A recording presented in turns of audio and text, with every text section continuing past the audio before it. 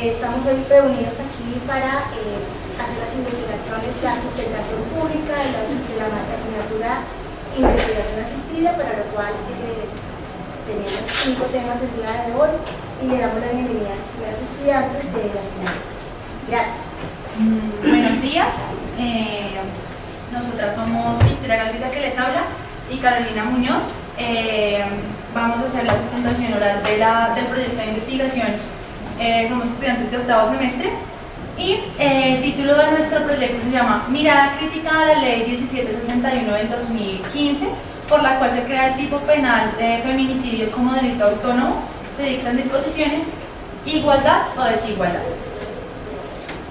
Entonces, lo que hicimos fue hacer un organigrama. En primera medida vamos a hacer pues una introducción de por qué escogimos este tema, por qué elegimos o preferimos desarrollar este tema. En segunda medida el problema, la pregunta problema, el problema jurídico. Después la pregunta de investigación desarrollada. Después los objetivos generales y específicos. Seguidamente de los resultados. Dentro de los resultados encontramos los 3 capítulos que desarrollamos y las conclusiones. Entonces, en primera medida, antes de empezar, de iniciar hablando de lo que es el proyecto de investigación, nosotras lo que hicimos fue hacer un análisis en primera medida analizamos lo que actualmente como noticia está siendo como boom. Es decir, el hecho del desarrollo de un fenómeno social, el cual es el maltrato a la mujer, en primera medida por el hecho de ser mujer. Entonces quisimos mirar una serie como de investigaciones que se realizaron, como lo es el proyecto Smart Armies Survey del Instituto Universitario de los Altos Estudios Internacionales en Ginebra, en Suiza, donde dentro de este estudio Colombia está dentro de los 10 países donde se encuentran más asesinatos de mujeres en el mundo. Encontramos un análisis que hizo El Tiempo en uno de sus artículos, donde establece que entre enero y mayo del 2012 cerca de 500 mujeres han sido asesinadas en Colombia, mientras que en el periodo del 2011 se registraron 512 casos. Es decir, en ese año Medicina Legal lo que hizo fue realizar 17.000 exámenes médicos legales por abuso sexual, y en el 2010 se emitió un informe dentro del cual se establecen unos porcentajes, como lo son en este caso, de las 1.444 mujeres asesinadas en ese año. El 21% eran amas de casa, el 9% mujeres estudiantes, el 6% mujeres comerciantes, el 2% trabajadoras sexuales. Y lo que resalta a la vista para nosotras, y fue la principal motivación para elegir este tema de investigación, fue bueno, ¿y qué pasa con los hombres?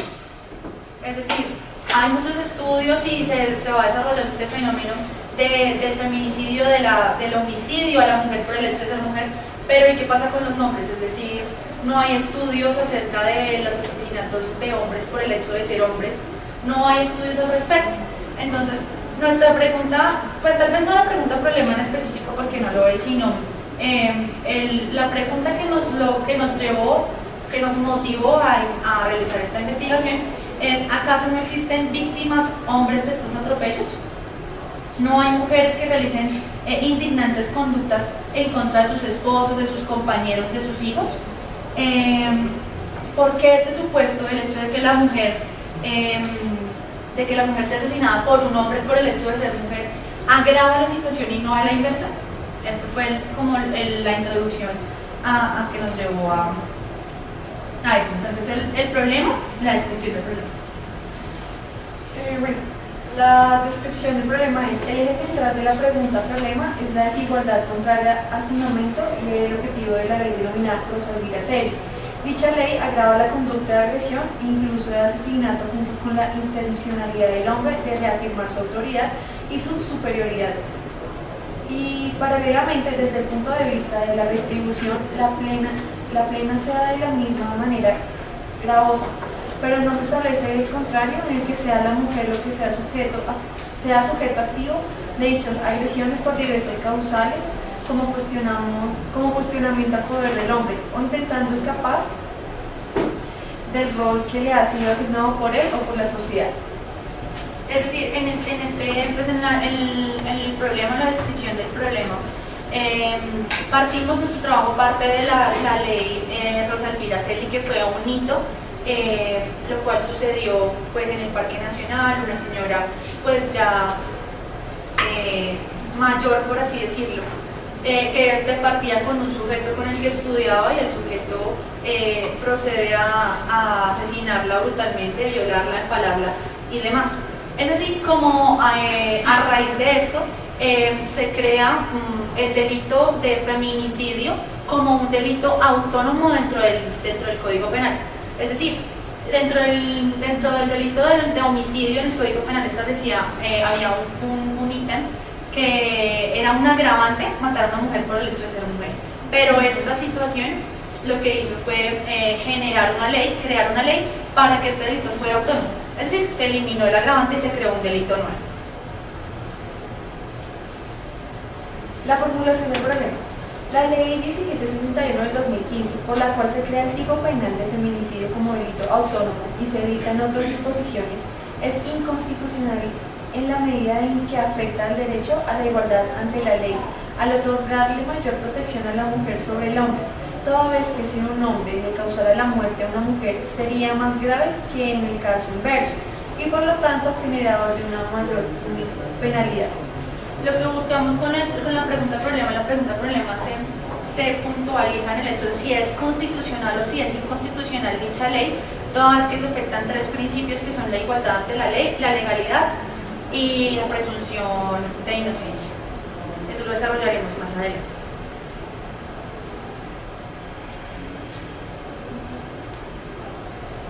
Dentro de los objetivos encontramos pues los objetivos generales, un objetivo general y un objetivo, pues tres objetivos específicos principalmente. El objetivo general es verificar pues la constitucionalidad de la ley, determinar si el feminicidio como delito autónomo, como delito independiente, es una flagrante violación al derecho de igualdad ante la ley frente a las mujeres, de las mujeres frente a los hombres, puesto que se penaliza de una manera especial cuando se ataca a una mujer y no cuando se ataca pues a un hombre. Los objetivos generales, el objetivo general. Los objetivos específicos se dividen en tres. En primera medida, hacer un análisis histórico, que ahí desarrollamos todos los capítulos.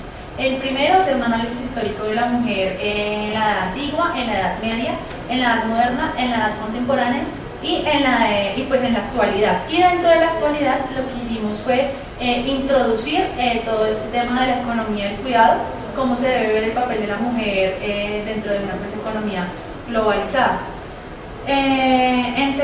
Como segundo objetivo específico es determinar, estudiar detenidamente lo que es el feminicidio como concepto dentro de la ley 1761 del 2015. Ahí lo que hicimos fue mirar cuáles son los conceptos de feminicidio, cuál es la diferencia entre femicidio y feminicidio, y por último determinar si efectivamente es constitucional dicha ley, mirando factores como qué es la constitucionalidad de una ley, cuáles son las características principales que debe tener una ley y frente a los resultados desarrollamos dos capítulos, que el capítulo primero pues es el análisis histórico, el capítulo segundo que es el feminicidio y el capítulo tercero si es constitucional. Entonces empezamos a mirar los resultados frente al primer capítulo que vamos a ver. Bueno, el primer capítulo se llama Análisis histórico del papel de la mujer y de su desarrollo en la edad antigua, edad media, en la edad moderna, contemporánea y en la actualidad. Bueno, entonces se inicia con la mujer en Grecia, que es en el periodo de 1200 a.C. Entonces se veía a la mujer, o estaba la mujer sometida al patriarcado. La mujer solamente tenía las labores de cocinar, limpiar, tejer la ropa para su familia. La mujer tenía muchas restricciones. Inicialmente, o bueno, la más llamativa es que no podía heredar los bienes o las propiedades de su padre. ¿Por qué? Porque la mujer no tenía capacidad para manejar los bienes o comprar propiedad. A partir de la reforma de Solón, permitió que la mujer pudiera adquirir bienes o propiedades por medio de la herencia solamente si no tenía un hermano mayor o un hombre masculino quien pudiera adquirir los bienes y manejarlos. En la siguiente época, que es la mujer en la Edad Media, que es en el siglo V, hay tres tipos de mujeres. La primera mujer es la mujer de la nobleza, la segunda mujer es la mujer campesina y la tercera es la mujer religiosa, o sea, las monjas. Entonces la mujer de la nobleza ya tenía un poco más de libertad respecto a que cuando el hombre faltaba, cuando no estaba en el hogar, ella tenía el control de la economía dentro de su hogar. Aún así seguían manejando el cuidado de los hijos, que la educación, que la salud, que la alimentación. Respecto a la mujer campesina, en la mujer de la nobleza, ella tenía el único beneficio es que tenía a los siervos a su disposición. La mujer campesina, igual, la que conocemos, que por desgracia todavía está, que es la que cocina, la que limpia, que está al cuidado de los niños, y la que tiene un trabajo medio, que es estar dentro del hogar. Y las monjas son las diferentes. ¿Por qué? Porque ellas acuden a la iglesia porque cometieron pecados y se dedican simplemente a Dios. Ellas son las únicas, a partir de esta edad media, que tienen la capacidad de poder estudiar. Entonces podían estudiar latín, inglés, astronomía. En cambio que las otras mujeres no, solamente era mujer y ya, no tenía la alternativa, la oportunidad de aprender alguna ciencia. Nosotras decidimos hablar sobre el Malleus Maleficarum. El Malleus Maleficarum es un libro que se trabajó o que perteneció a la época de la Inquisición, más o menos en 1486, que fue escrito. Entonces, a nuestro concepto fue a raíz de este libro el mayor feminicidio. ¿Por qué? Porque las mujeres eran consideradas, la traducción de Malleus Maleficarum es el martillo de las brujas. Entonces las mujeres, por cualquier actividad, por cualquier acto que realizaran, eran consideradas brujas. Dentro de sus artículos, que era como un código, este libro, aparecía que si la mujer nacía de cabello pelirrojo, era bruja y tocaba matarla. Si tenía lunares, verrugas, era bruja y tocaba matarla. Una forma de averiguar si la mujer era bruja era meterlas a un lago, amarrarlas como con un tipo de piedra grande. Si la mujer se sumergía y se ahogaba, era que no era bruja. Era una persona, no era bruja. Pero si la mujer lograba salir, era bruja. O sea, tenían unas ideas absurdas realmente para catalogar a una mujer. Si la mujer, digamos, estaba en un periodo de gestación y tuvo sus hijos y nacieron gemelos, la mujer tenía que escoger a qué hijo tocaba matar, porque uno era bueno y el otro era malo, y no era permitido. A partir de esta época de asesinatos, 5.000 mujeres fueron juzgadas en Génova, 230 fueron quemadas en público, 20 fueron degolladas y 150 solamente en Estados Unidos. 150 tuvieron la alternativa, porque tuvieron que suplicar y yo creo que por rebajarse, pudieron estar en una prisión y no fueron asesinadas. Pero igualmente queda el escarnio público de que ella era bruja y entonces ya no era aceptada en la sociedad. Se decían que las mujeres, las supuestas brujas, practicaban infanticidio, canibalismo, que realizaban brujería para generarle un mal a sus enemigos, para, digamos, a su amiga quitarle el esposo o cosas así. O sea, era muy erróneo el libro. Y ahora, la mujer en la actualidad. Nosotros vemos que la mujer en la actualidad ya es muy diferente, ya ha avanzado un poco, ya es una mujer fuerte, ya es una mujer ingeniosa, competitiva, profesional, busca ser profesional, quiere sobresalir, es una mujer multifacética. ¿Por qué multifacética?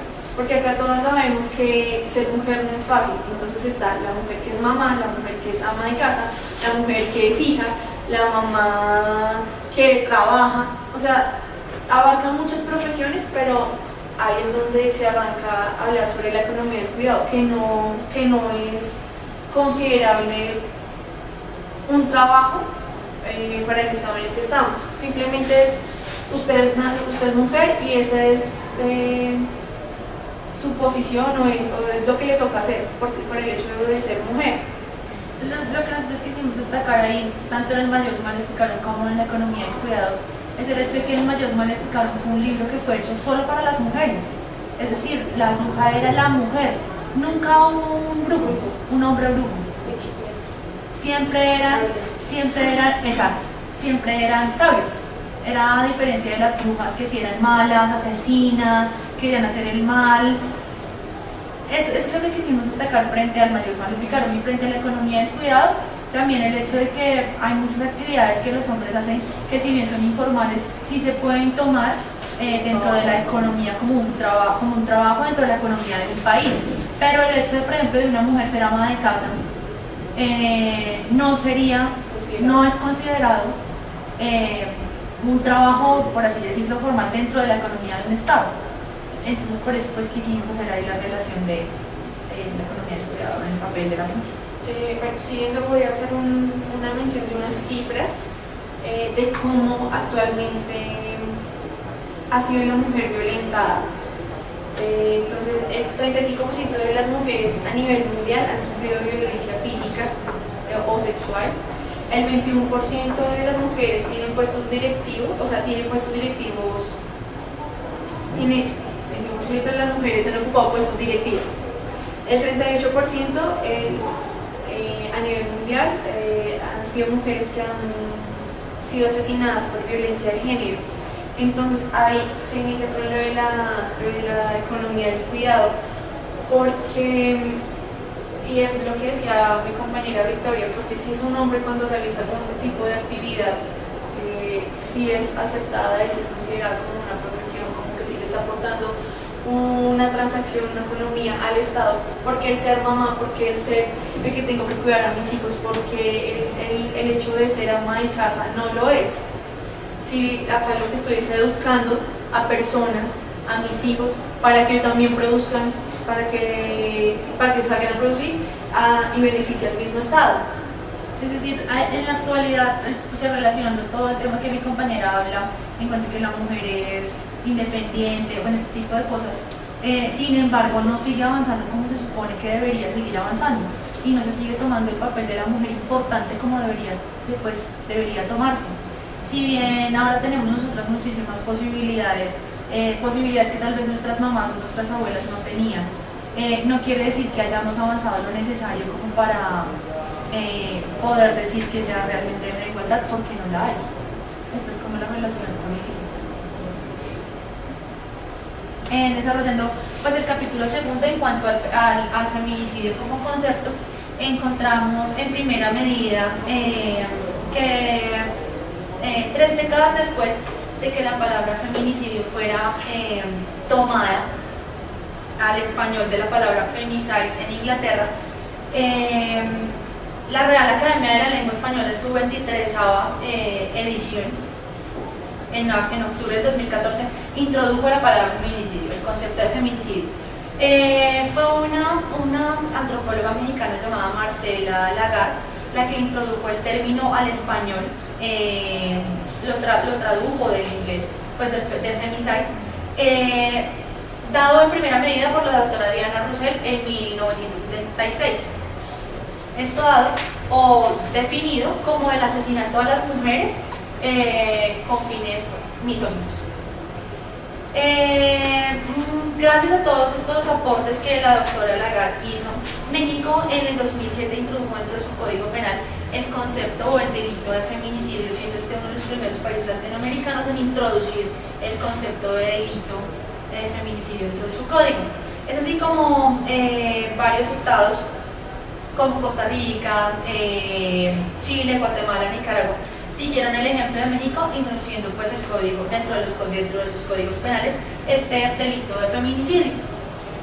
Es así como la Real Academia de la Lengua Española establece el feminicidio como una palabra homóloga al homicidio referente al asesinato de mujeres por el hecho de ser mujeres, y establece el femicidio como una nueva palabra que, si bien siendo el feminicidio, sí, como una palabra que actualiza el feminicidio al quedarse corto, introduciendo dos características principales.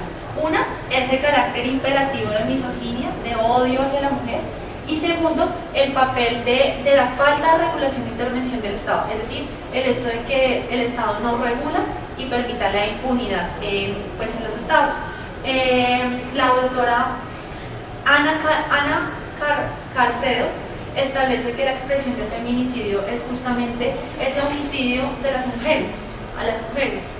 Y el femicidio es esa palabra como concepto de revolución latinoamericana, feminista, crítica, política, donde el Estado precisamente no ha intervenido lo suficiente como para prevenir e evitar la impunidad.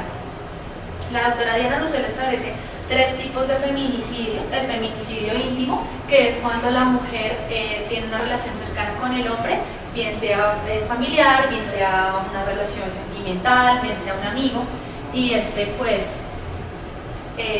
la mata. La segunda es la no íntima, es decir, cuando el hombre, el victimario, no tiene ninguna relación cercana con la víctima, sino es una víctima despedida al azar. Y el de por conexión, que se relaciona cuando una mujer es atacada y otra mujer la ayuda y muere, es decir, es asesinada por el hecho de querer salvar a la otra, es decir, conexión. Pero a pesar de todas estas distinciones y todo, pues todos estos tipos y estas aclaraciones establecen precisamente lo que les comentaba al principio, el hecho de, bueno, ¿y qué sucede con los hombres? ¿Qué pasa cuando los hombres son asesinados y no hay es decir, el quantum punitivo en cuanto al homicidio frente a los hombres sigue siendo mucho menor en cuanto al quantum punitivo que se establece en este delito independiente dentro del código? Entonces encontramos la ley de Rosa Elvira Celi, donde, pues como les comentaba al principio, se desarrolló el Parque Nacional, una mujer que compartía de partida con el hombre y simplemente pues fue asesinada brutalmente sí, por él. Eso partiendo desde el concepto de feminicidio, traspolándolo a la ley. Pues no quiero leer textualmente lo que dice la ley en cuanto a sus artículos, pero pues es como eso. Y como capítulo tercero encontramos la constitucionalidad de la ley 1761, la constitucionalidad de la ley Rosa Elvira Celi. Entonces, en primera medida, lo que hicimos para desarrollar el capítulo fue hablar de las características que debe tener una ley, las cuales son, es decir, las leyes deben estar enfocadas y dirigidas de manera general, de manera no impersonal, no dirigidas a una persona en específico, pero sí pueden estar dirigidas a un grupo. Es decir, hay ciertas leyes que protegen en cierta medida como la discriminación positiva a los indígenas, a diversos grupos. Y establecimos también la constitucionalidad, que es la constitucionalidad de una ley, dado esto por una institución, pues como todos lo conocemos, la Corte Constitucional, donde está una acción de inconstitucionalidad a la cual pueden acudir pues todos los ciudadanos, interponer la acción ante la Corte, donde se establece o se considera que la ley creada por el Congreso no está acorde a los principios o las bases fundamentales de lo que es la Constitución política, pilar fundamental del Estado. Es así como partiendo de lo que es una ley, partiendo de lo que significa la constitucionalidad y del ente encargado de poder pues determinar si es constitucional o inconstitucional, lo que hicimos fue determinar tres ítems importantes para determinar si esta ley es inconstitucional o constitucional. Uno, que es la igualdad ante la ley, es decir, en este caso consideramos pues que hay una flagrante violación de igualdad ante la ley en cuanto a la mujer y el hombre, puesto que se supone que todos toda vez que las leyes deben ser generales, en este caso esa ley pues no es general en la medida en que favorece a las mujeres en este textil, es decir, las favorece, las sobreprotege, por así decirlo. Encontramos la legalidad. Dentro del sistema penal acusatorio se establece que debe haber un tipo penal establecido previamente para poder ser castigada la persona. En este caso no consideramos que habría ninguna llamado a ser inconstitucional en la medida en que se establecen las características o se establece dentro del tipo una descripción objetiva y subjetiva de lo que significaría o de lo que sería ese acto, ese delito. Y en cuanto al principio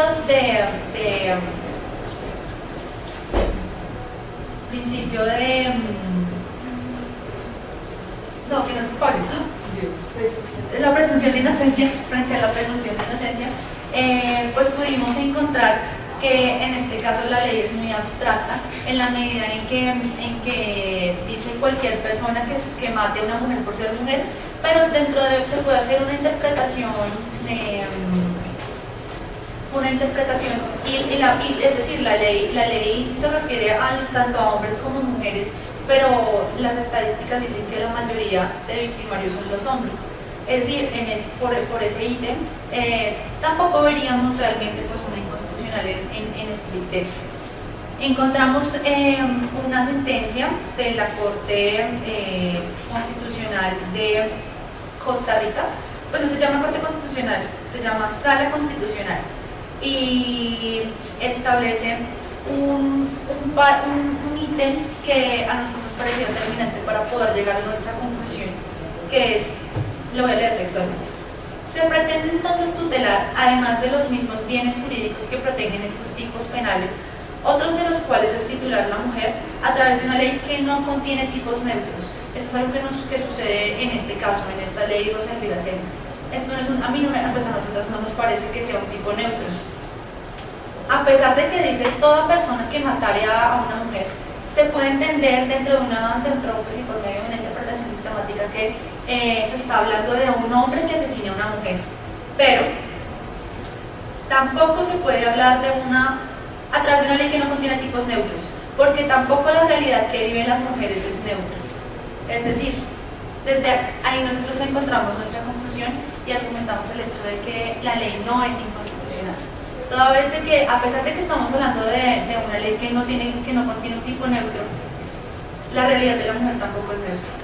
Tiene que haber una sobreprotección precisamente por todo ese análisis histórico, por todo ese análisis de la economía de cuidado, por el análisis anterior que hicimos dentro del papel de la mujer a lo largo de la historia, porque no ha sido neutro. No se ha demostrado una efectiva protección a la mujer, ni se ha desarrollado un papel, la mujer siempre ha desarrollado ese papel de subordinación y de afectación, en donde los hombres siempre han buscado favorecerse, siempre han buscado como sobrepasar a la mujer, y por esto argumentamos el hecho de que a pesar de que si bien no se puede hablar de una igualdad ante la ley en estricta medida, podemos argumentar que esa igualdad sí se daría en la medida en que puede ser una discriminación positiva a lo largo del papel que ha desarrollado, que ha tenido la mujer siempre de subordinación. Entonces, pues como conclusiones, logramos encontrar el hecho de que si bien el proyecto pues, de investigación, el título es si ya es inconstitucional o constitucional, ya terminamos que para nosotras sí es constitucional. Más allá de eso quisimos dar un plus y fue proponer el hecho de que el derecho penal precisamente está, el derecho penal es última ratio. ¿Y quiere decir esto? Que no se debe acudir al derecho penal en primera medida. Lo que nosotros proponemos, y más allá de determinar si es constitucional o inconstitucional, es que debemos más bien es favorecer y fortalecer las demás instituciones para prevenir ese tipo de ataques. Es decir, estamos en una sociedad donde a la mujer se le previene y se le dice que no se ponga minifaldas para que no sea violada, en lugar de enseñarle a los hombres que no se debe violar, no se debe atacar, no se debe maltratar. Entonces lo que queremos hacer nosotras es, más allá de esa super legislación y legislar, Es decir, poner este delito como un delito autónomo a pesar de que ya estaba dentro de un agravante, no es la solución al problema. La solución es fortalecer las otras instituciones para evitar que todo esto pues suceda. Si bien no es fácil, si bien pues dentro de los últimos años, a lo largo de todo esto de femicidio y todos estos aportes que han hecho diversas mujeres, se ha intentado y no es fácil, pero pues consideramos que de eso se trata y nosotras podemos empezar por nosotras mismas. Bueno, ahí se resume la situación. Muchas gracias.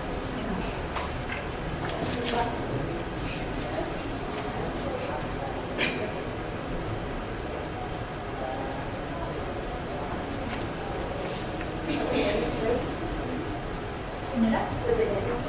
Sí.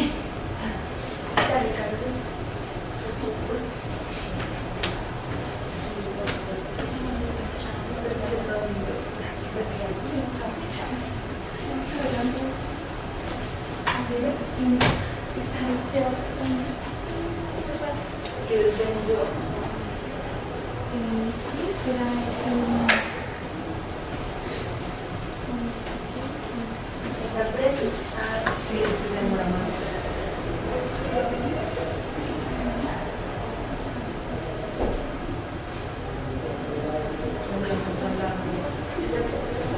Sí.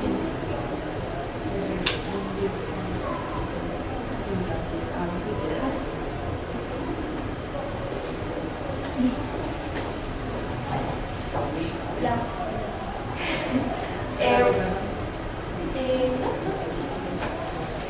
Bueno, primero pues muy buenos días. Mi nombre es Carolina Sierra Cuevas, soy estudiante de séptimo semestre de la Facultad de Derecho de la Universidad Santo Tomás. Soy también estudiante del curso de investigación asistida y mi proyecto de investigación es referente a las mujeres como jefas del hogar. Entonces, bueno. El título de mi proyecto es El hogar encabezado por una mujer constituye desigualdades, maltratos o violencia para con ellas. Constituye maltratos, violencia para con ella. Entonces, el planteamiento de mi problema jurídico abarca ciertos conceptos que son como las diferencias que nacen a partir de los estereotipos de género, porque a través de la historia las mujeres como que superan estos estereotipos y se crea aún más independencia para ellas, ¿no? Entonces crea como el perfil de la mujer en aspectos sociales y también laborales en los que ella se introduce o hay más participación de ella. Se habla también planteo también una vulnerabilidad que genera el hecho de la participación que tiene ella en estos aspectos, pero que siempre va a haber una desigualdad en torno a que la mujer no siempre va a ser aceptada totalmente por su género o no siempre va a ser remunerada igualmente como los hombres. ¿Sí? Aspectos importantes también como la pobreza y la desigualdad social, porque hay estudios que revelan que los porcentajes de hogares en Colombia que son pobres, la mayoría de estos son liderados o son madres cabezas de familia, ¿sí? Por eso se genera que hay un alto índice de pobreza en cuanto a estos hogares y una desigualdad social, como ya antes dije, porque las mujeres no son reconocidas como tal en la sociedad colombiana. Bueno, mi problema de investigación. Entonces, mi problema de investigación es: ¿existen argumentos que sostienen la vulnerabilidad de la mujer por su calidad como líder del hogar? Entonces,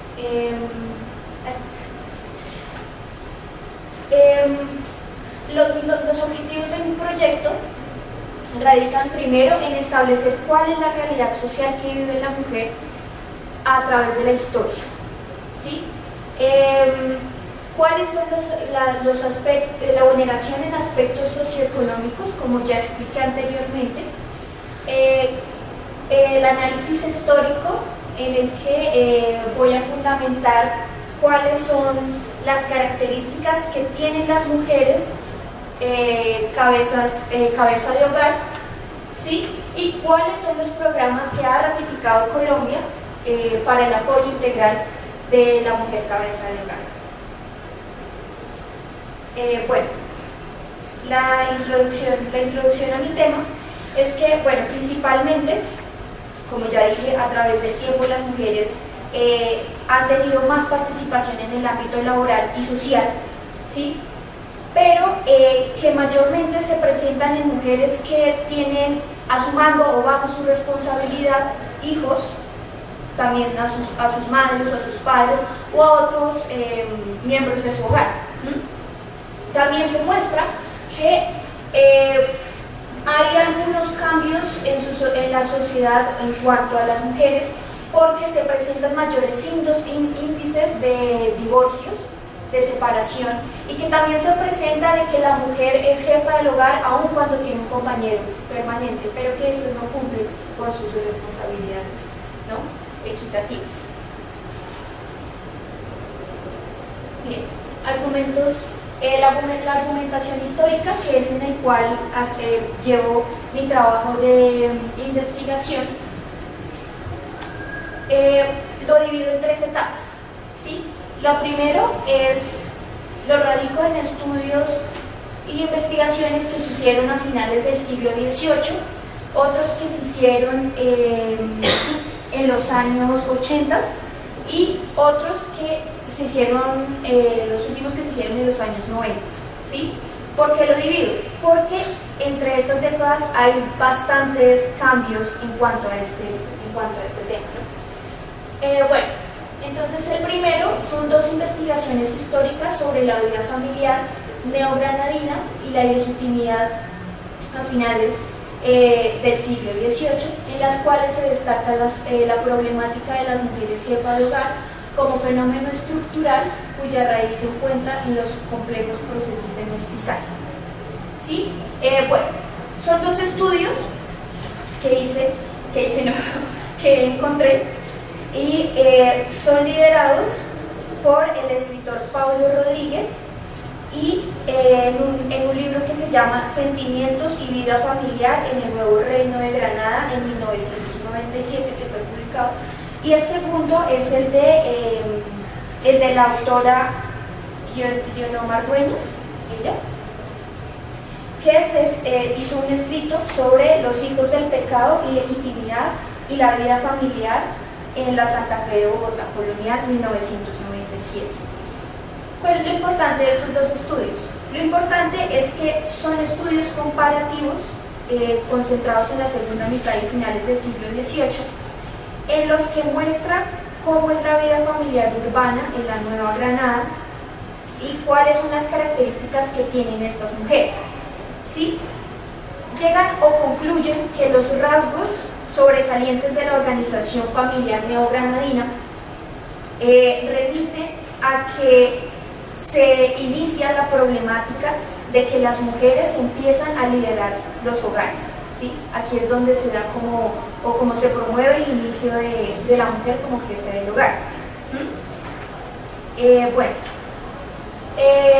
como ya les venía diciendo, la mujer en esta época se caracterizaba porque asumía la responsabilidad de sostener sus hogares y de realizar tareas reproductivas de crianza y educación de los hijos, realizando actividades económicas como en los mercados de artesanías, ¿sí?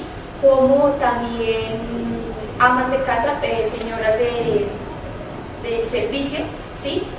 Y también como en las peluquerías. Esto es importante saber que las mujeres que eran jefes de hogar tenían empleos de menor calidad que los hombres, es decir, que en ese entonces recibían ingresos que ni siquiera llegaban al salario mínimo.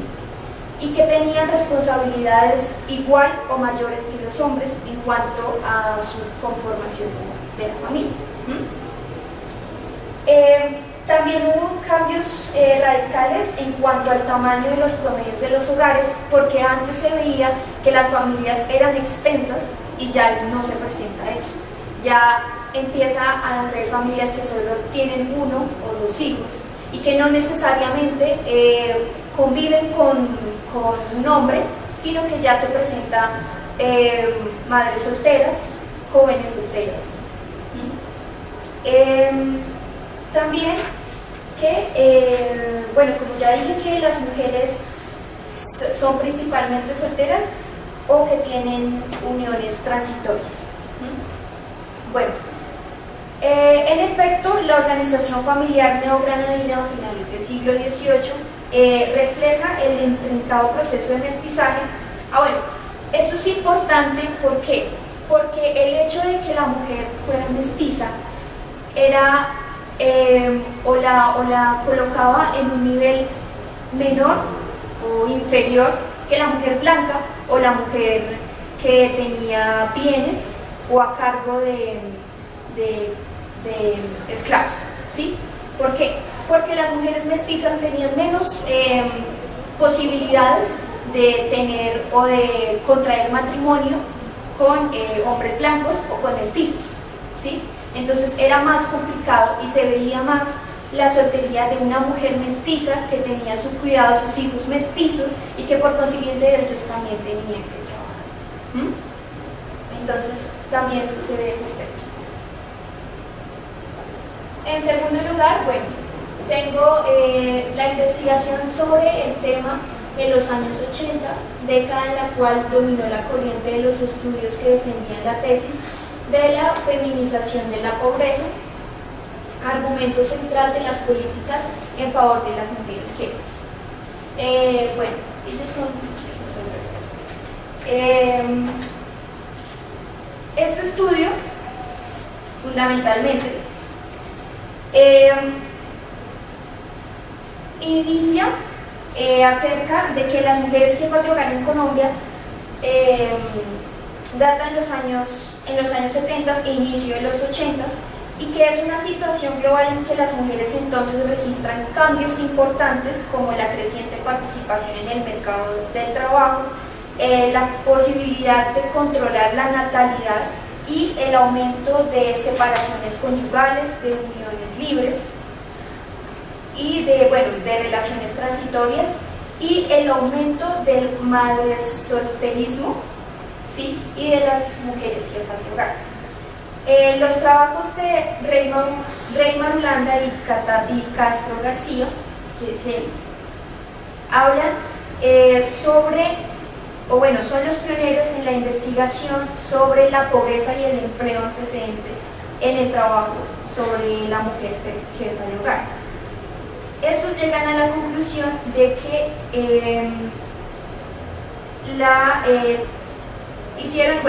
primero como con base su investigación se fundó en 170 encuestas sobre empleo y pobreza y en los que los resultados fueron que poco más de la mitad son viudas, separadas y divorciadas y en la mayoría de sus hogares hay menores de 12 años. El 89% rebasa los 35 años de edad, devengan menores salarios no solo respecto a los jefes hombres, sino a las mujeres trabajadoras, por lo que los hogares están en la base de la discriminación salarial y ocupacional. También hay un estudio realizado por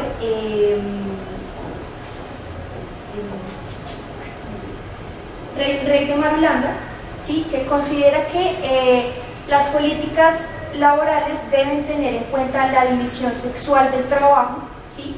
Porque como tal esto se fundamenta en que ya no puede haber una discriminación para que una mujer pueda acceder a un trabajo aún teniendo a cargo la responsabilidad de un núcleo familiar. El enfoque del trabajo investigativo de Eduardo Vélez y Daniel Kaufman es Ellos trabajan el enfoque de la marginalidad urbana, que es un enfoque que para la época, bueno, no se había generado en el país, y dicen que los hogares encabezados por las mujeres evidencian una situación desigual y desventaja en comparación con los hogares encabezados por los hombres, porque los hogares de las mujeres están en condiciones más precarias, tienen mayor dificultad para conseguir ingresos, para vincularse al sector formal, tienen menores oportunidades de empleo, menor acceso a los servicios públicos, a la seguridad social y presentan mayores tasas de dependencia y aunque una mayor, bueno, a mediados de los 80s aparecen los trabajos de Ana Rico de Alonso, que es ella. Y bueno, ella fue una de las pocas investigadoras que tienen como continuidad en este tema y hace un trabajo sociodemográfico de la familia en 1985, ¿sí? Donde su fuente fue una encuesta nacional del DANI en 1978 y dice que los aspectos de los hogares encabezados por las mujeres son: las mujeres asumen la jefatura del hogar por ausencia del hombre, el 34% de las mujeres son separadas, el 42% son viudas y el 14% son mujeres solteras con o sin hijos. El segundo es que la jefatura se asume en condiciones menos favorables que las de los hombres. Las jefes tienen menor nivel de educación, su salario por promedio es más bajo y tienen a su cargo mayor número de dependientes. El tercero es que la jefatura femenina es más frecuente en las familias extensas, es decir, que con un 29% y compuesta de 23%, y en las nucleares del 14%.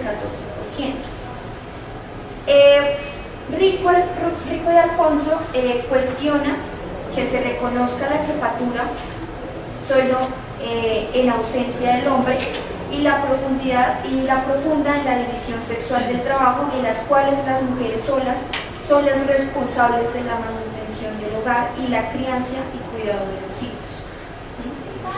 Entonces, ella también en su trabajo de investigación dice que la ausencia de responsabilidad también de paterna, es decir, de los hombres, también es un aspecto importante porque obliga a que las mujeres, no solamente porque quieren, sino que las obliga a que salgan a la calle a iniciar su vida laboral, ¿sí? Entonces ya no solo tienen que estar encargadas del cuidado, manutención y crianza de sus hijos, sino también del sostenimiento económico de su hogar. Y el último es el tercero, y es un balance correspondiente a los años 90.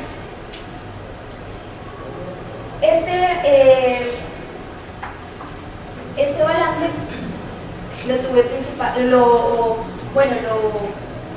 lo acoplé de una autora que se llama Lucy Waterbank, ¿sí? Ella es miembro de la ONU, si no estoy mal.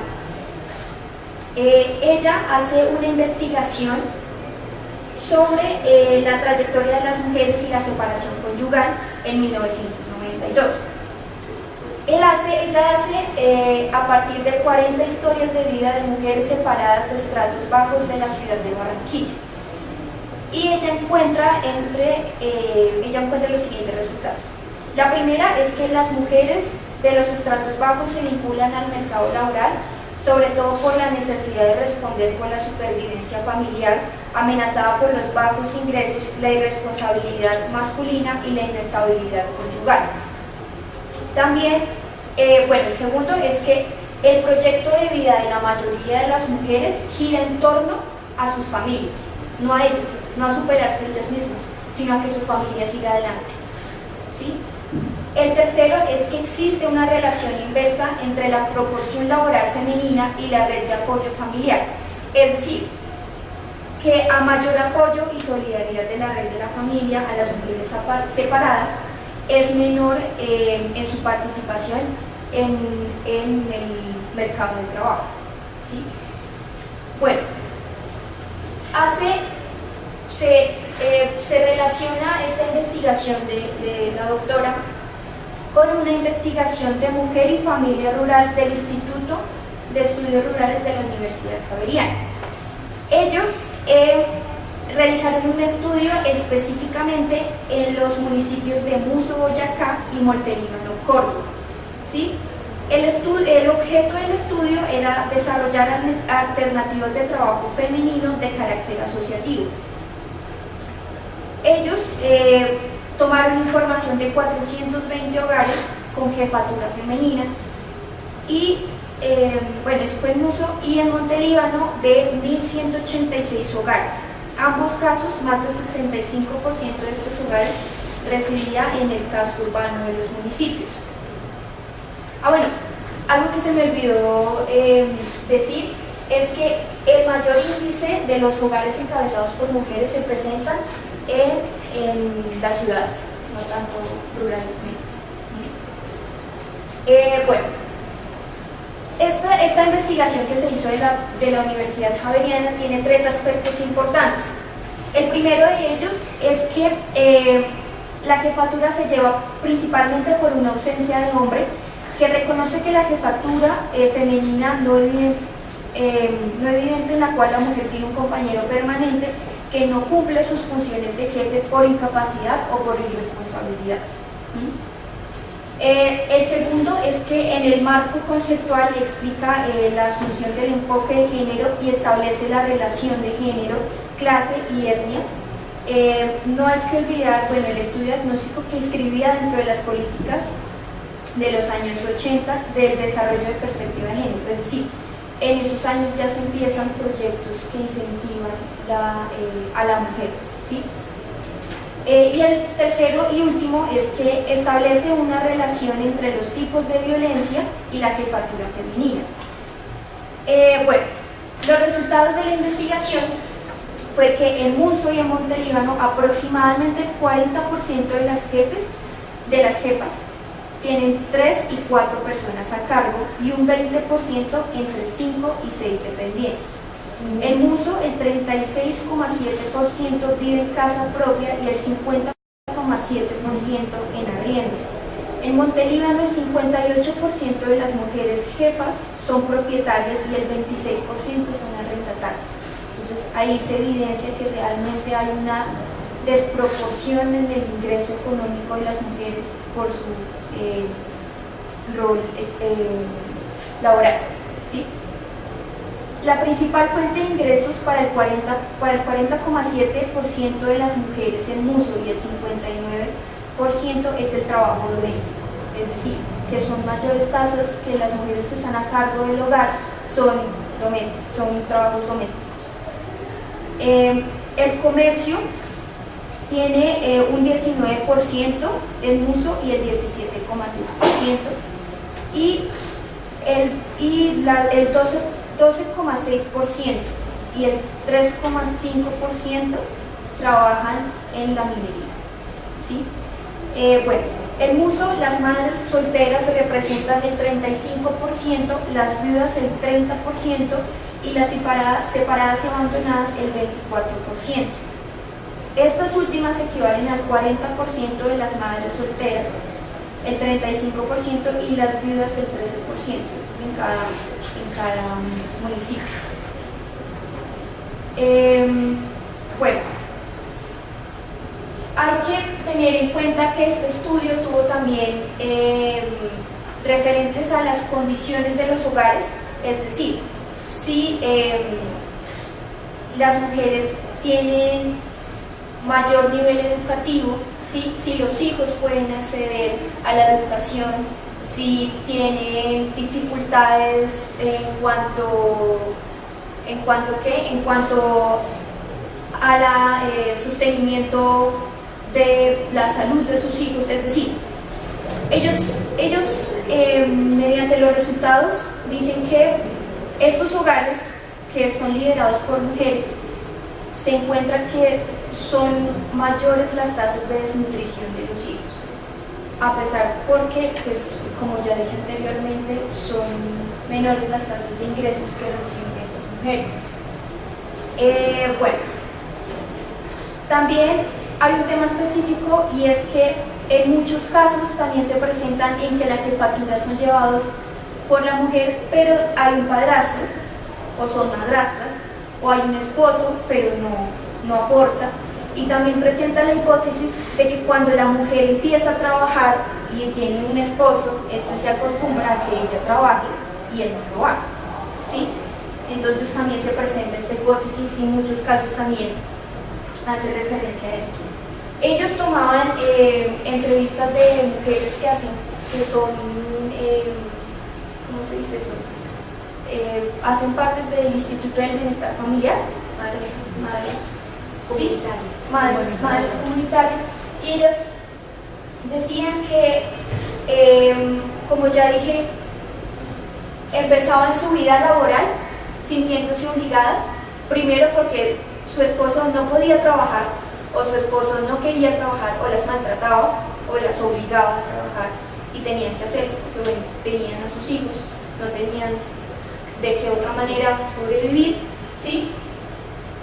Y decían que cuando cuando los dos, tanto hombre como mujer, trabajaban, en pocos casos se veía que había una igualdad de ingresos.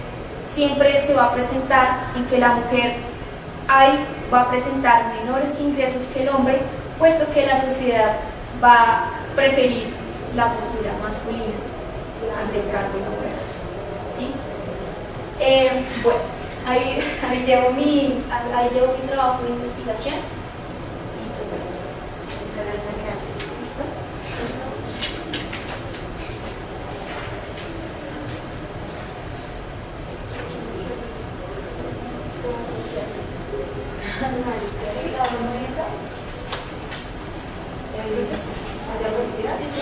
¿Qué es?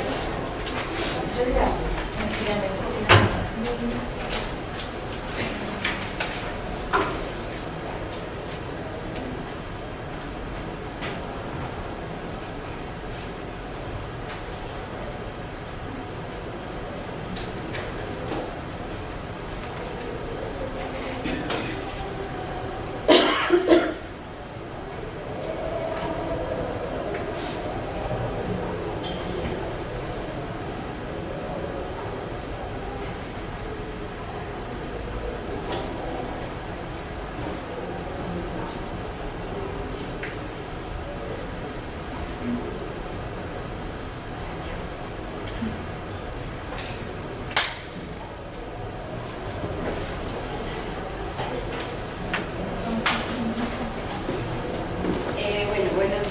Mi nombre es María Juliana Castro Barrera. Mi tema de investigación es la violación contra la mujer en el conflicto armado colombiano. Entonces, comienzo con mi pregunta de investigación y es: ¿qué dispone el derecho internacional humanitario respecto a la violencia sexual hacia la mujer en el conflicto armado? Bueno, como objetivo general, tengo que el objetivo es conocer qué efectos produce el conflicto armado en Colombia en cuanto a la mujer a través de la investigación, pues para resolver este problema. Como objetivos específicos solamente tomé dos. El primero es analizar la situación actual de conflicto armado en Colombia, y como segundo, determinar las posibles soluciones para que no vulneren los derechos, pues, de la mujer. Entonces, con respecto al conflicto armado en Colombia, comienzo como por dar unas tasas o porcentajes de mujeres que son, pues, acosadas sexualmente en Colombia a raíz del conflicto armado. Pues en Colombia hay muchísimas mujeres que son acosadas sexualmente a raíz del conflicto armado. Hubo un estudio llevado a cabo entre el 2001 y el 2009, y este generaba que el 18% de las mujeres son como capaces de de denunciar que son pues acosadas sexualmente. Esto quiere decir que 2 de cada 100 mujeres son las que pues denuncian y el resto pues se queda en impunidad. Bueno, entonces sería como un 98% de impunidad la tasa. Bueno, con respecto a la pues a la violación de las mujeres, bueno, hay muchas mujeres que no denuncian estos acosos sexuales por el hecho de que para ellas encuentran muchos obstáculos para acceder pues a la administración de justicia. Pues una de estas es que la gran tasa de impunidad que hay, aparte, digamos, muchas de ellas pueden ser amenazadas, o tanto a ellas como sus familias. Bueno, pues pese a que también hay muchas mujeres que les da miedo denunciar o hablar, hay muchas de ellas que sí tienen la valentía y pues alzar la voz para defender sus derechos y pues la integridad propia de sus familias o bueno, de las mujeres. En este proyecto de investigación encontré que la mayoría de mujeres que son acosadas o violadas generalmente son las indígenas o las mujeres afrocolombianas. Muchas de ellas temen, como decía, acceder a la justicia porque ellas son grandes voceras de su grupo indígena o de su raza y pues temen también la extinción de su tribu, de su comunidad por las amenazas si acceden a la justicia. Bueno, con respecto al derecho internacional humanitario, también conocido como el derecho de guerra, es el que regula las relaciones entre los estados y protege a las personas que no participan pues, en los combates, pero que están en medio de la guerra. En mi proyecto de investigación como tal, pues el derecho internacional humanitario no es que tenga mucha actuación, en el sentido de que como dije, el derecho internacional humanitario regula relaciones entre estados. Acá no tendría mucha relevancia en este aspecto por el hecho de que es dentro del mismo territorio, aunque también pues tiene algunas regulaciones, pero pues no entre los estados.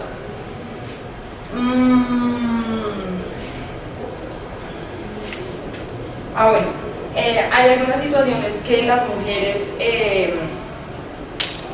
encuentran, pues, como los obstáculos que ellas encuentran por la inseguridad. Entonces, pues, una de ellas, pues, como ya lo dije, es la impunidad que genera, pues, la falta de confianza en el sistema judicial. Otra de ellas es la ausencia del Estado en el derecho, pues, deja a las mujeres expuestas. Es necesario, bueno, por parte del Estado se considera pues que es necesario que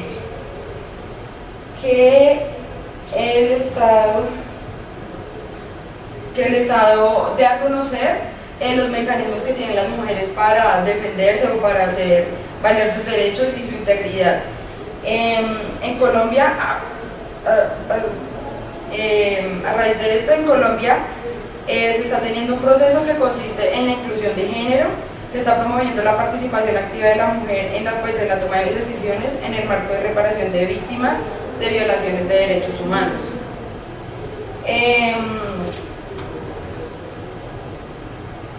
Bueno, sí. Bueno, igual esto ya lo dije, que las mujeres temen mucho el acceso a la justicia y más que todo por la discriminación y el rechazo que puedan llegar a tener a raíz de esto. Bueno, a manera de conclusión o de respuesta, más que una conclusión, de respuesta a la pregunta problema del proyecto de investigación, pues tengo que es necesario aplicar el derecho internacional humanitario y, como lo dije también, el Estado tiene la obligación de dar a conocer las normas de derecho internacional humanitario. Finalmente tomé una frase que me pareció muy, pues sí, muy, es como lo que necesitamos para la respuesta, y es que la violación y otras formas de violencia sexual, bueno, están prohibidas por el derecho de los tratados, y por el derecho consuetudinario aplicable a los conflictos armados internacionales y no internacionales. Es lo que las mujeres tenemos que tener en cuenta para saber que nuestros derechos están protegidos y pues no hacerlos valer y pues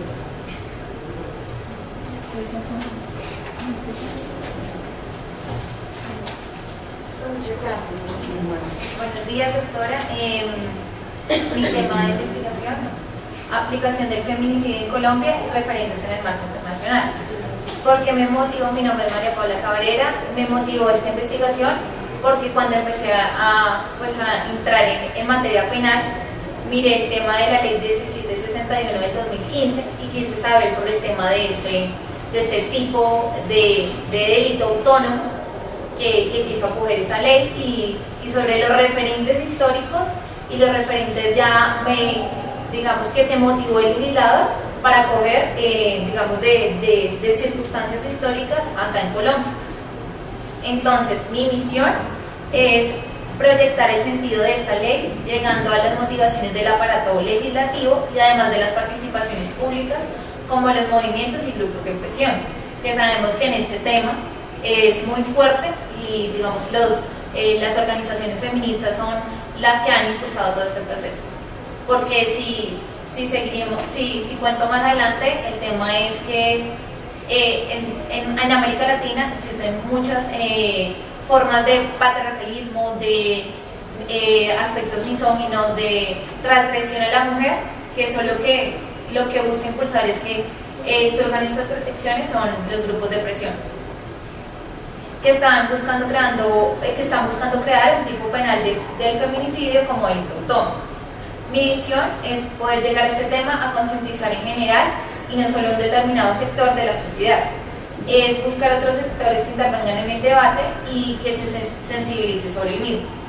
Los objetivo general es analizar en un contexto histórico y social de cómo se ha desarrollado la violencia de género en Colombia y de específico examinar el tipo de particularidades que surgen para desarrollar este proyecto de ley y vincular todo el desarrollo jurisprudencial que ha existido en pro de la protección a la mujer.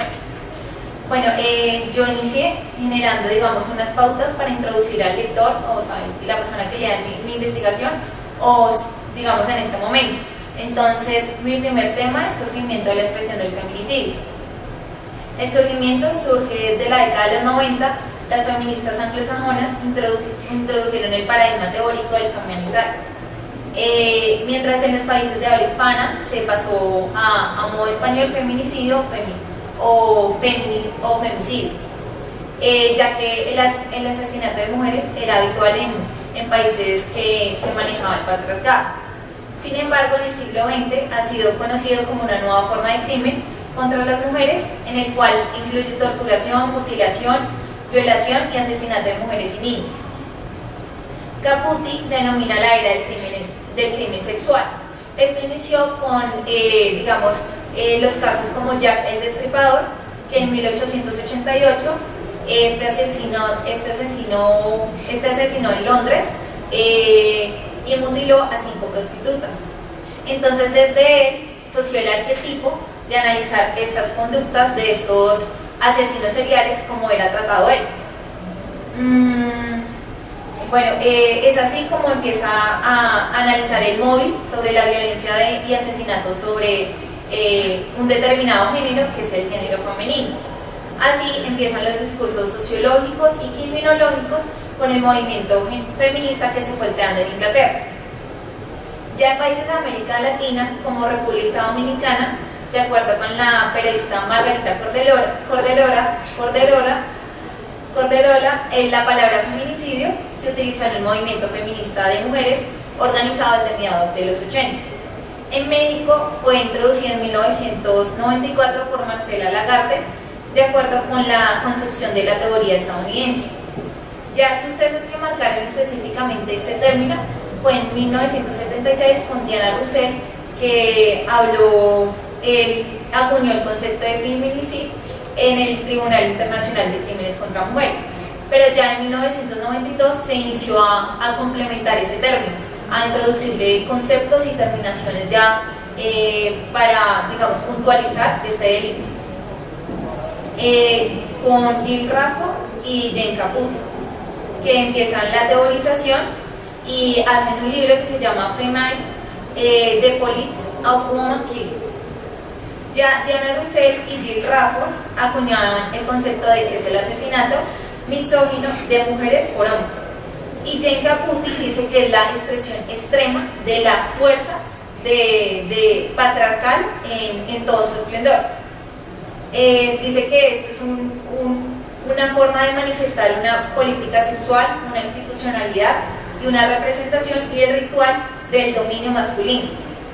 Y todo esto genera el terror que es mantener el poder del orden patriarcal en el sistema de un país, un territorio o digamos en sí un grupo social.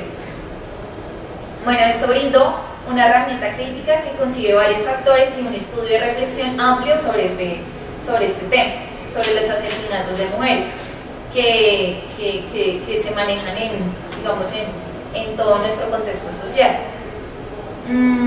Bueno, los motivos son variables, dicen los autores, dependiendo del victimario, que pueden invocar odio, placer, celos, ira, deseo de control de propiedad de mujer, cosificándola, manteniéndola en un estatus inferior.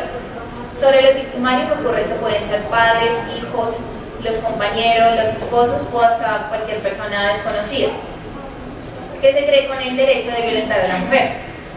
Dworkin dijo una frase que es muy importante, que dijo en 1997, que es que los hombres no matan a las mujeres por motivos personales, sino que las matan por el hecho de ser mujer.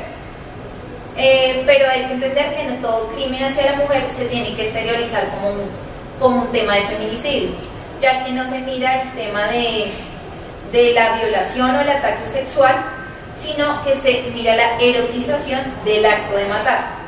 Es decir, el iter criminis, el placer o el gusto o el deleite que tiene el autor activo en realizar este crimen.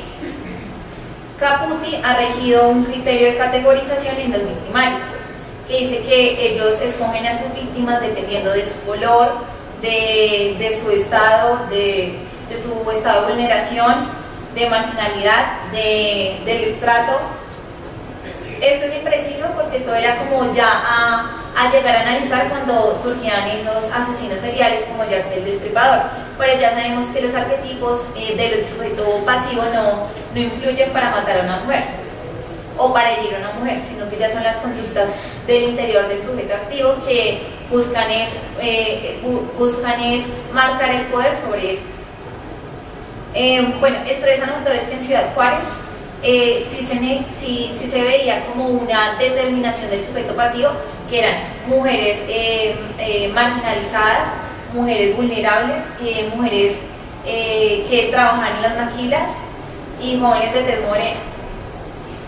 Bueno, el segundo contexto que yo quiero llegar a abarcar es la aplicación conceptual de la categoría, iniciando con la Corte Interamericana de Derechos Humanos, que dice que la discriminación de la mujer se incluye con la violencia basada en el sexo, y dice que es por la condición de ser mujer, y hace hincapié en el tema del feminicidio.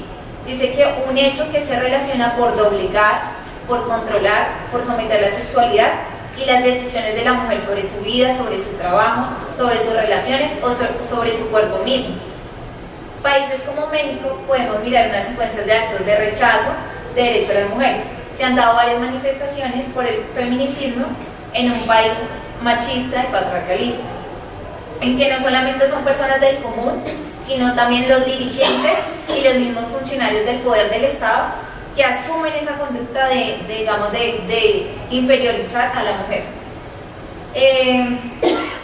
Como traigo a colación, en el año 1996, cuando estaban ocurriendo los sucesos en Ciudad Juárez, que ya después los voy a comentar, el procurador del estado de Chihuahua dijo, en relación con los asesinatos, bueno, abro comillas, dice, las mujeres en la casa y las malas en la calle, acentuando que el tema era por la víctima se ponía en la situación de riesgo. Algunos piensan que con lo sucedido de la Ciudad Juárez era buscar con esos asesinatos de algunas mujeres, era elegidos por su condición de vulnerabilidad y buscar a controlar a todas las mujeres, es decir, ya decían que era digamos, ese control de los hombres era generar un terrorismo sexual. Pero vamos a ver que la situación es contraria. No es un solo sujeto activo que está cometiendo el crimen de esta matanza, digamos, desmesurada de mujeres, sino que son muchas personas, muchos hombres que cometían estos actos. Bueno, los actos violentos de los autores no incluyen, o no solamente son golpes, mutilaciones, heridas, sino también son, digamos, actos psicológicos que afectan a la mujer o a la menor. Bueno, en Ciudad Juárez las campañas de prevención eran diseñadas para procurar la extinción de estos actos violentos, pero lo que hacían era todo lo contrario. Los estados eran reiterando esa discriminación hacia esto. Como dice María Socorro Tahuenca, que es una autora y docente que hizo un análisis entre las fotografías, o sea, las campañas que hacía el Estado y los textos que se manejaban en esa época. Y digamos, uno de los ejemplos era que manifestaban una ideología patriarcal que se presenta con mujeres débiles y libertinas, mujeres buenas y malas, mujeres que son vírgenes y otras que son evas. Menos discursos de poder que no solo con influencia política directa, sino indirecta, generaban ya una aceptación de estos hechos, porque ya se había puesto ya se puso en peligro la víctima. Un ejemplo de esto es que ella tiene una imagen que es un ángel que dice que no iba a estar en las 24 horas cuidando a la mujer. Es decir, que la mujer tenía que asumir, digamos, una conducta de prevención y no salir a la calle ni digamos, estar expuesta, porque ella se asumía su propio riesgo. Además, otra era que ponían mujeres, fotos de mujeres en sitios oscuros, clandestinos, con faldas cortas y con hombres al lado, entonces generando de que eran, digamos, la condición de su profesión de prostitutas que surgían estas matanzas, estas muertes. Bueno, los autores han clasificado formas de feminicidio que no han, digamos, marcado un ítem, porque hablan de feminicidio racial, o sea, matan a las mujeres por su contextura o su piel. Otra es el feminicidio en masa, que es que hay un intervalo menor sobre el asesinato de una u otra mujer. El feminicidio íntimo, cuando las mujeres son asesinadas por sus parejas masculinas. Y también hay infantil y sexual serial. Lo que todos tienen en común este tipo de clases es que son sujetos activos muy violentos, posesivos, que hacen uso de su derecho patriarcal para someter a las mujeres, ejercitando este poder y de género que subsiste. Bueno, dice Margarita Bejarano Celaya, cuando estaban ocurriendo estas matanzas, que no se tenía que parcializar una muerte y mirar solamente, digamos, el contexto del asesinato, sino que se tocaba mirar las circunstancias sociales. Como otro libro que también habla, que se llama La punta del iceberg del feminicidio, dice que solamente estamos mirando algo superficial, es decir, la muerte de una mujer, pero no estamos mirando más atrás de cómo esas circunstancias sociales generan que el sujeto activo cometa esta infracción o este delito. Bueno, ya empiezo con el tercer ítem, que es Ciudad Juárez, la ciudad sin gloria. Yo inicio este ítem comentando de que ya digamos, Juárez era una población alejada, una población sin poder, una población sin control, porque, digamos, su condición geográfica hace que se aísle el poder, porque está en la frontera. Entonces lo que genera es que surjan muchas más vulneraciones, porque no solamente eran, digamos, las muertes, sino que también surgía explotación laboral sobre estas mujeres en las maquilas. Entonces, muchos autores comentan que la tierra de nada. Bueno, sobre el surgimiento de esta ciudad, surge por el tema de la proyección industrial, porque ahí se generaba, digamos, menos gastos a los empresarios para pasar a la frontera de Estados Unidos. Entonces, había mucha participación de mujeres en estos empleos, pero estos trabajos no tenían una igualdad laboral ni unos beneficios laborales, sino que las mujeres sufrían explotación laboral, acoso laboral y falta de respeto por parte de sus jefes. Agregando que esta ciudad es la tasa más alta de asesinatos de trabajadoras de México, dice la doctora Galeno. De ahí la recopilación de las muertes se han dado desde 1994, donde hubo 11 asesinatos, pero no sabemos con certeza cuándo inició el primer asesinato, porque estamos manejando estadísticas que el gobierno y el Estado mexicano recogió, pero sabemos que el Estado mexicano fue muy negligente al controlar estas investigaciones. Estos crímenes al principio fueron minimizados. Primero, decía el gobierno mexicano que como los sujetos pasivos, las mujeres eran prostitutas, ellas se buscaban esa muerte. Entonces no generaron una investigación. Después surgieron muertes de trabajadoras de las maquilas. Lo que decían era que tenían tantos hombres, tantos novios, que eran por tema de celos, su muerte. Ya fue hasta una víctima que fue la maestra del catecismo, que fue asesinada, que la iglesia empezó a motivar al Estado mexicano para que buscara el culpable y realizara una investigación. Y fue en 1995 que creó una agencia especializada de delitos sexuales. La investigación produjo detener a Omar Latif Sharif, un egipcio, una persona con nacionalidad egipcia, que lo que hizo fue, digamos, ni buscar una publicidad en materia de medios de comunicación, pero no hizo en sí un control ni parar estas muertes, porque ya detenido esta persona seguían ocurriendo las muertes. Entonces después se dice que fue un grupo de vándalos que se llamaban los rebeldes, pero seguían ocurriendo las muertes y no pasaba nada.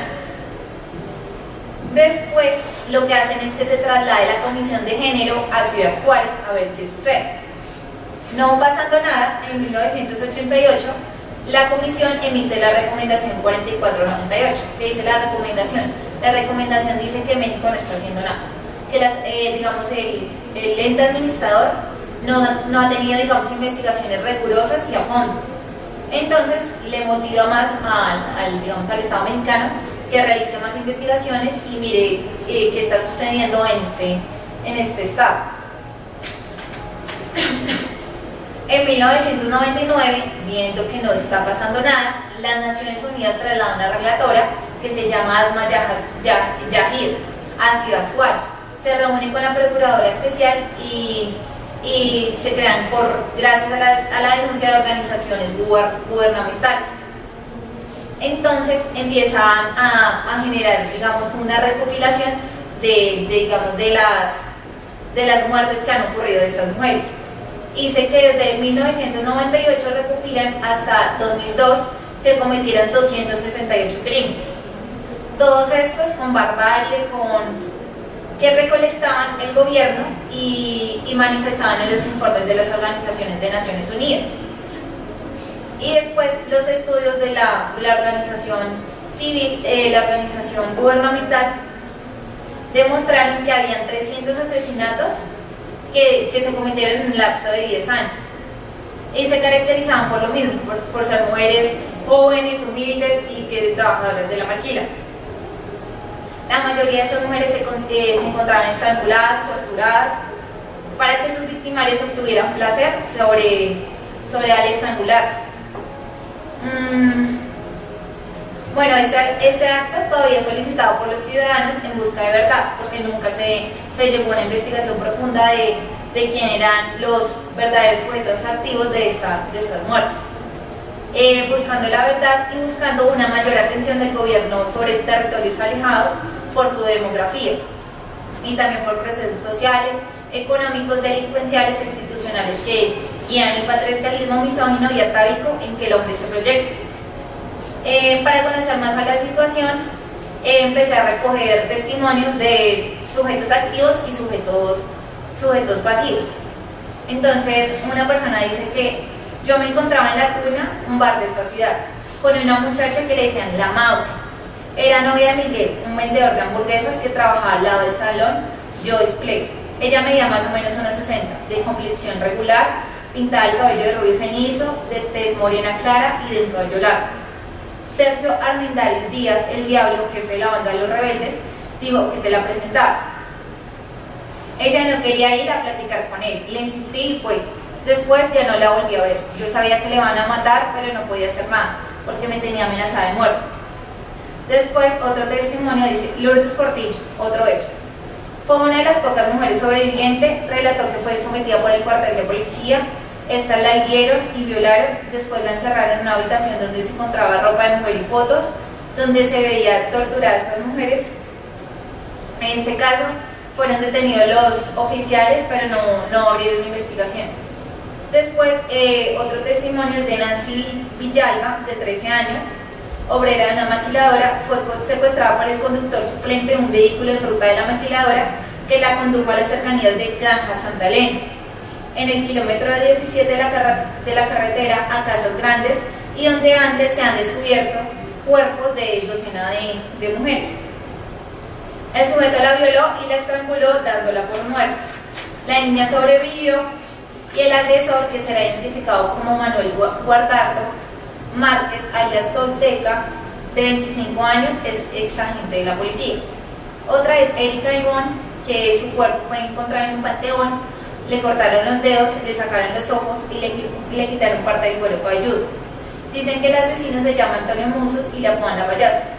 La autoridad dice que no fue violada y que le hizo por placer, algo irreverente, que no sienta placer quitándole y hiriendo y generándole torturas a una persona. Bueno, lo que podemos ver es que estos testimonios es que no hay un sujeto activo determinado, sino que eran los mismos hombres que les parecía normal violar a una mujer y surgía como, digamos, como algo adverso la muerte de estas, porque lo que generaban es que siempre las estrangulaban para sentir más contracción en los genitales. Entonces eran personas que lo veían tan normal que hasta sabían dónde había un lugar donde las escondían y las enterraban. Pero además, y ellos aceptaban esa violación y pues el tema adverso que era la muerte, porque eran tan violentos que lo que hacían era herir a estas mujeres. Entonces ya ahí vemos cómo era la conducta social de Ciudad Juárez, que eso era normal para ellas, o las tenían amenazadas y ya no se podía hacer nada, o sea, no se podía controlar estos actos de estos sujetos activos. Bueno, sobre estos hechos, el 4 de noviembre del 2007 fue cuando la Comisión Interamericana de Derechos Humanos presentó una demanda contra los Estados Unidos mexicanos, ya que primero, no acotó las recomendaciones se responsabiliza por la falta de medidas de protección a las víctimas, donde dos de las cuales eran menores de edad, donde aparece, digamos, el registro, la falta de prevención de estos crímenes, pese al pleno conocimiento que tenían ellos de este patrón de violencia, también la falta de respuestas de autoridades frente a la desaparición, la falta de debida diligencia en la investigación de los asesinatos, y así como la denegación de justicia y la falta de reparación adecuada. Bueno, la Corte analizó estas investigaciones y que ocurrieron con irregularidades, actitudes discriminatorias, falta de esclarecimiento, que no pudieron haber perpetuado la conducta de los actores de Ciudad Juárez. Mi cuarto ítem es ya analizar todo este enfoque, toda esta acogida del tema del feminicidio, todo este contexto histórico que nos llega a fundamentar qué es lo que está sucediendo y por qué surge este movimiento y por qué surge, digamos, hablar de feminicidio. Entonces hablamos de Colombia, iniciativas legislativas para la protección de la mujer. Entonces, desde la década de los 90, los esfuerzos son emprendidos por las organizaciones de mujeres y algunos gobiernos comprometidos con esta cuestión, sobre la sensibilidad pública y respecto al problema de la discriminación contra la mujer. Bueno, en Colombia se ha identificado en ampliar todos los aspectos. O sea, Colombia legisla, pero no enfoca una ley integral. Entonces, hay marco normativo de tipificación y penalización de delitos sobre el tema de víctimas vulnerables, que son las mujeres. Pero las altas tasas de homicidio siguen incrementándose en Colombia, y aunque haya, digamos, incrementación de penas en materia penal, y porque el contexto patriarcalista sigue existiendo. Entonces, el Estado está obligado a crear instrumentos legislativos que materialicen las obligaciones que tienen para proteger los derechos a las mujeres. El derecho de la mujer ha sido protegido en materia internacional por la Convención de Eliminación de la Violencia contra la Mujer, también Convención de Belén do Pará, que reafirma los deberes y derechos de las mujeres y el Estado para cumplir estos. En materia de soft law, tenemos resoluciones, que es una de la resolución 1325 del 2000, que impulsa la participación de las mujeres en instituciones que sean partícipes de las decisiones que manejan el Estado sobre su tema, sobre el tema de derechos de la mujer, en diversos temas del conflicto armado, porque eso es lo que más se ha motivado. Otra es la 1820 del 2008, que busca prevenir, sancionar y reparar casos de violencia sexual, también como parte del conflicto armado. Otra es la resolución 1888, que se hace una petición especial a los estados para que brinden con el Poder Legislativo y Ejecutivo actuaciones para que las negociaciones de paz se tome el tema de delitos sexuales. Hay convenios de Ginebra también ratificados sobre también cuando existe conflicto. Hay terceros, que es población vulnerable, que exista una mujer se tiene que darle una protección. En materia colombiana podemos ver muchas actuaciones.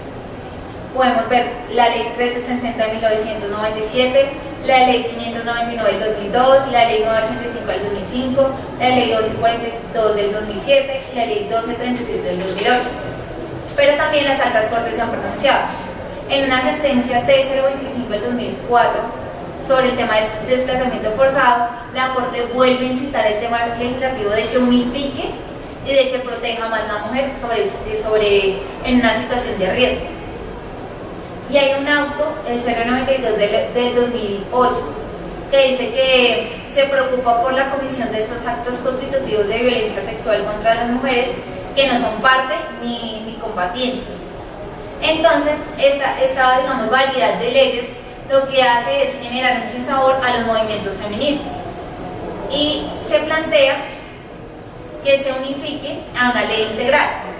Entonces empieza a crear, el gobierno crea la Mesa Interagencial de Género a buscar elaborar una ley integral que proteja el derecho a las mujeres de una vida libre de violencias y que elaborar defensas y garantías a ellas.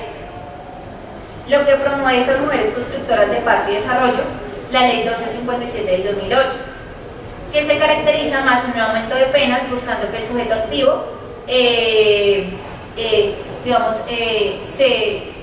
genera más que el sujeto activo cumpla con un carácter de culpabilidad, de que por lo menos se resocialice, pero la verdad es que no erradica el conflicto, que el conflicto ya sabemos desde mucho antes con derecho comparado, que son contextos históricos que generan esta discriminación hacia la mujer. Bueno, otra de la problemática de la ley 1257 del 2008 es que busca sensibilización, prevención, sanción de formas de violencia y discriminación contra las mujeres, pero no incluye, digamos, tema económico sobre estas prevenciones. Lo que hace es reconocerle, pero no genera nada. Además, esta ley, el Estado dice que no tiene principio de corresponsabilidad. Es decir, si hay una infracción en el Estado, yo no lo puedo demandar sobre estos hechos. Y también esta ley lo que hace es que el legislador, buscando, digamos, economizar los debates, agrega también aumento de penas sobre temas donde el sujeto pasivo no es la mujer. Y agregando esto, el Instituto Nacional de Medicina Legal y Ciencias Forenses Dice que en el 2014 47.620 mujeres fueron agredidas por su pareja o expareja y cada mes 3.968 mujeres fueron victimizadas. Entonces dice que aproximadamente por cada 9 mujeres que reportan ser víctimas de violencia, solo un hombre reporta lo mismo. Después surge la ley 1761 del 2015, que ya pone como delito autónomo el tema del feminicidio, buscando así el gobierno garantizar la investigación y la sanción de estas conductas punibles por motivos de discriminación en razón de la condición de ser mujer. Los objetivos, para mí, acogido a toda la, digamos, a todo el estado del arte y todos los libros que recojo, que son autores que han mirado mucho más a fondo el tema de feminicidios, que son leyes que son idealistas, porque lo que reconocen son lo que ha reconocido, digamos, las normas internacionales, los convenios internacionales, que es la protección hacia la mujer, pero no mira una vinculación política, social, un tema de educación, un tema de campañas de prevención, no lo genera. Entonces, al crear un tipo independiente, no va a materializar la ayuda en disminución a estas conductas. Ni el autor por el cuanto se va a reprimir de realizar, porque eso es lo que ha realizado siempre el Poder Legislativo y nunca se ha, digamos, se ha parado el autor activo en no realizar una conducta por el miedo del cuanto. Bueno, yo digo que los legisladores lo que hacen es copiar tratados ya suscritos y ratificados por Colombia y no buscan llegar a adoptar una nueva forma o propuestas para garantizar erradicar el problema, sino ante la vacía de movimientos feministas y también de esos grupos de presión, de los medios de comunicación, lo que hacen es crear leyes sin mirar de verdad que van a funcionar. Lo que hace es que genera un vaivén sobre el Estado social y democrático del derecho, ya que son garantismos que no se fundan en materializar, sino lo que hacen es, digamos, colisionar en nueva normatividad, pero esta no genera ninguna eficacia. Bueno, la gravedad del delito y pena deben decretarse. También acá veo una vulneración al sujeto pasivo, ya que la gravedad del delito y la pena se deben ponderar en la brecha de la ponderación. Lo que está haciendo el legislador es que pondera por el tema de la conducta del procesado, es decir, vulnera derechos del procesado. Bueno, la primera conclusión que hago es que se asuma la violencia como el producto necesario a la opresión, no va a ser posible erradicar estas conductas, ya que siguen existiendo instituciones que avalan el patriarcado y avalan el tema de inferioridad hacia la mujer. También arguyo en una solución que solo es paliativa, buscar incrementar la pena, lo que hace es que aumenten las prácticas patriarcales, se crean comisiones especiales de lucha contra la violencia contra la mujer y llegan a la conclusión que son, digamos, circunstancias que surgen en el sujeto activo, como el alcohol, las amistades, el sexo, pero de verdad no es esa circunstancia en especial, sino son circunstancias ya cimentadas por una institución social que generan que la persona realice estas conductas sin ningún pudor. Las acepta porque ven en ese territorio o en ese tema social que las avala. Ya por terminar, otra crítica es que solamente hay una sentencia que ha recurrido al tema del feminicidio, ha recurrido a esa causal.